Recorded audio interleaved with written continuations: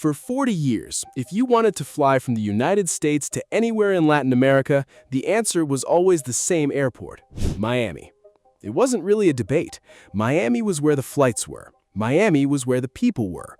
Miami was where the planes came from, the cargo went through, and the entire idea of an American gateway to the Spanish-speaking world had been built, brick by brick, since the 1920s.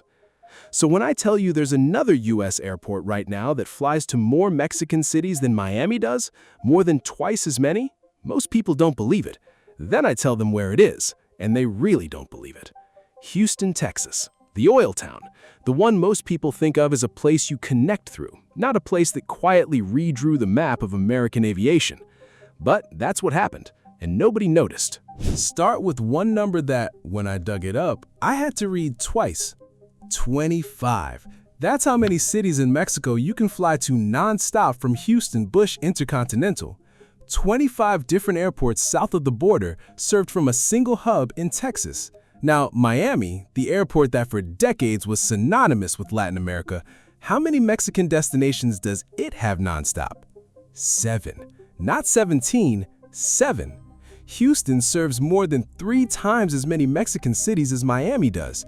And it's not a fluke of one airline overreaching. United Airlines, American Airlines, Aeromexico, Volaris, Viva Aerobus, they all fly Mexico routes out of Houston, all day, every day. And on the single most important route between the US and Mexico, Mexico City, Houston has roughly 55 weekly nonstops to Miami's 27. That's double, from an airport almost no one associates with Latin America. So what's actually happening here? Because if Houston is quietly running this kind of operation, what does that mean for Miami? Here's the part you need to understand before any of the numbers make sense. Miami's relationship with Latin America isn't just about flights. It goes back to 1928. Pan Am, the original American airline, was literally founded in Miami to fly mail to Havana. For almost a century after that, Miami built itself into the only U.S. airport with serious depth into the Spanish-speaking world. American Airlines turned it into their crown jewel. Over 400 daily flights at peak, more destinations than any U.S. competitor by far. Today, Miami is still the busiest U.S. airport for international passengers. It's the country's #1 international cargo airport. 91% of every flower flown into the United States, flowers from Colombia, Ecuador, all of it, lands at Miami. Not most, 9 out of 10. So when I say Houston is taking the crown, I want to be clear about what I mean. Miami is not collapsing. American Airlines is not retreating. The crown isn't getting picked up off the floor. What's happening is more interesting than that. Houston quietly built a parallel airport, a second gateway, doing the same job on a different part of the map. And in one specific market that matters more than most people realize, it has already won. Stick with me, because this story changes how you think about American aviation entirely. Let's start with Mexico, because Mexico is the easiest fight to score. Mexico is the United States' single biggest international travel market, bigger than Canada, bigger than the United Kingdom. About 40 million Americans go to Mexico every year, and millions of Mexicans come north. It is, by passenger volume, the most important international corridor America has. Miami, you'd assume, would dominate. It doesn't. Houston does. And the reason is so simple it's almost embarrassing. Pull up a map. Houston is about 700 miles from Mexico City. Miami is over 1,000. That difference might not sound like much, but for an airline, it changes everything. Shorter flights burn less fuel. They turn around faster. You can run a single airplane back and forth between Houston and Mexico City 3 times in a day.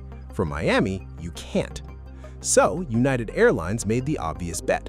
They went all in on Houston as their Mexico fortress, and the result is that today, around 57% of every United flight to Mexico, more than half of an entire airline's Mexican network, leaves from one airport in Texas. Houston runs about 320 weekly flights into Mexico from a single hub.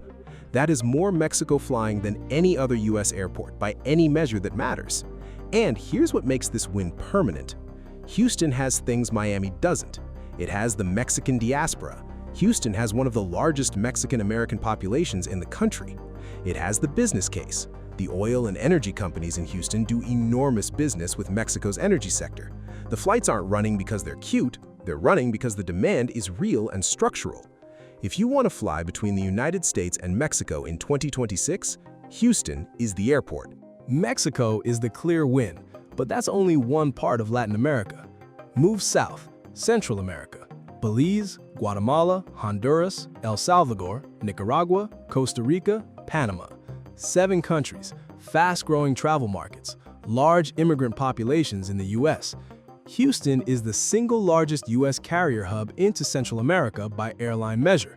United runs about 552 weekly flights to the region across its network, and a huge chunk of that flies out of Houston. They're adding more frequencies to Guatemala City and El Salvador starting January 2026.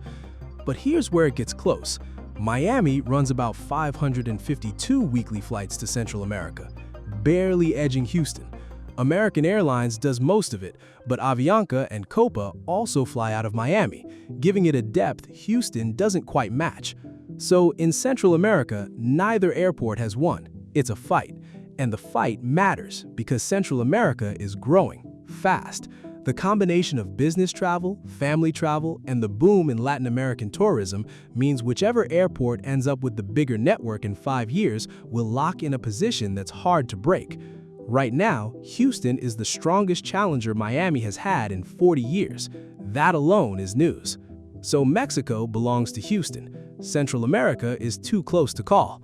And you're probably waiting for me to tell you Houston is taking South America next. I'm not gonna lie to you about that. This is where the story stops being a clean takeover and starts being something more honest. Stick with me, because what Miami still has is real, and it's worth understanding why. Pick any major South American city: Bogota, Lima, Sao Paulo, Buenos Aires, Santiago. I'll walk you through what each one looks like from Houston versus Miami right now, because the gap is genuinely wide. Bogota, Colombia. From Houston, you get 1 United flight a day. From Miami, you get 26 flights a week. That's American Airlines, plus Avianca, plus LatAm, plus Emirates. 4 carriers fighting for the route. Lima, Peru. Houston, 1 United flight a day.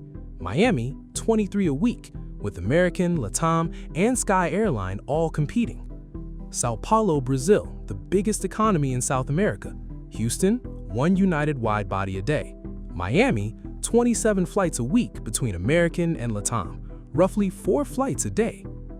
Buenos Aires, Santiago, every major capital below the equator, same pattern. Houston has thin United-only service. Miami has crowded, competitive, multiple airline service running all day. Why? Because South America was built on Miami. American Airlines spent 30 years constructing the route network from there.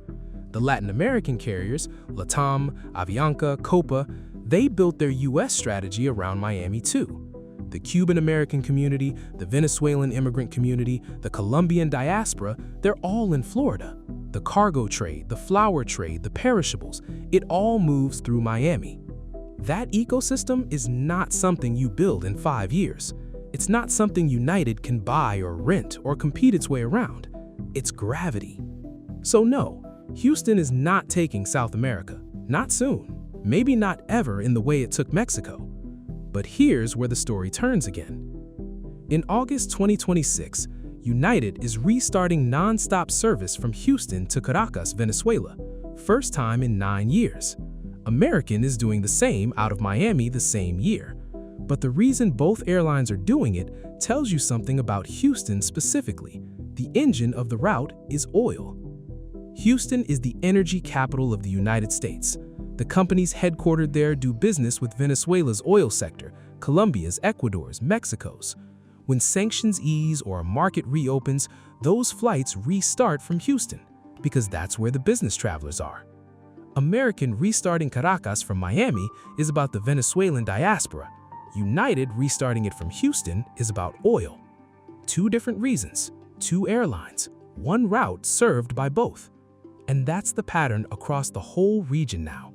United, out of Houston, recently added Medellin, then doubled it seasonally. They added Tuxtla Gutiérrez, a small Mexican city. They're growing Central America in 2026.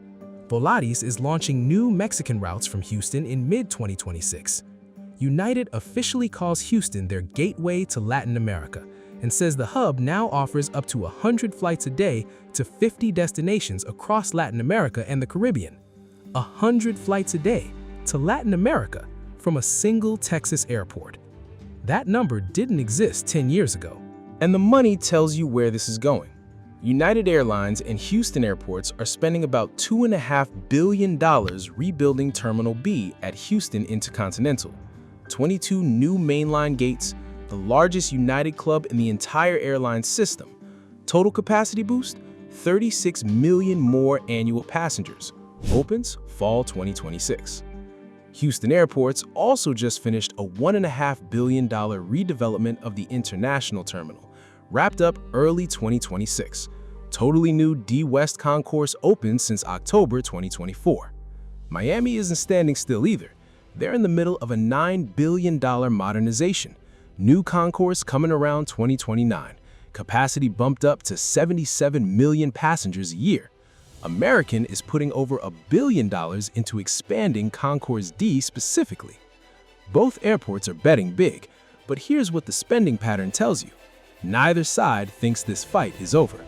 Miami isn't acting like a champion coasting. They're spending like they have a competitor, because they do. The 2026 World Cup is the moment all of this becomes visible.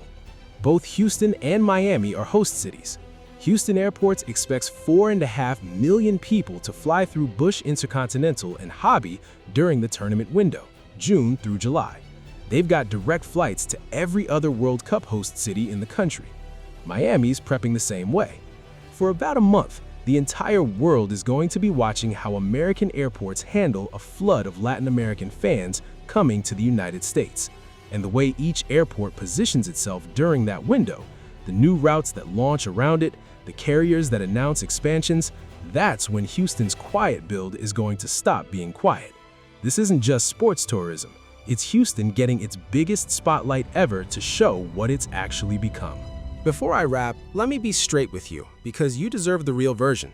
Miami is still the bigger airport. Bigger by international passengers, bigger by total Latin America destinations, bigger by cargo by an enormous margin.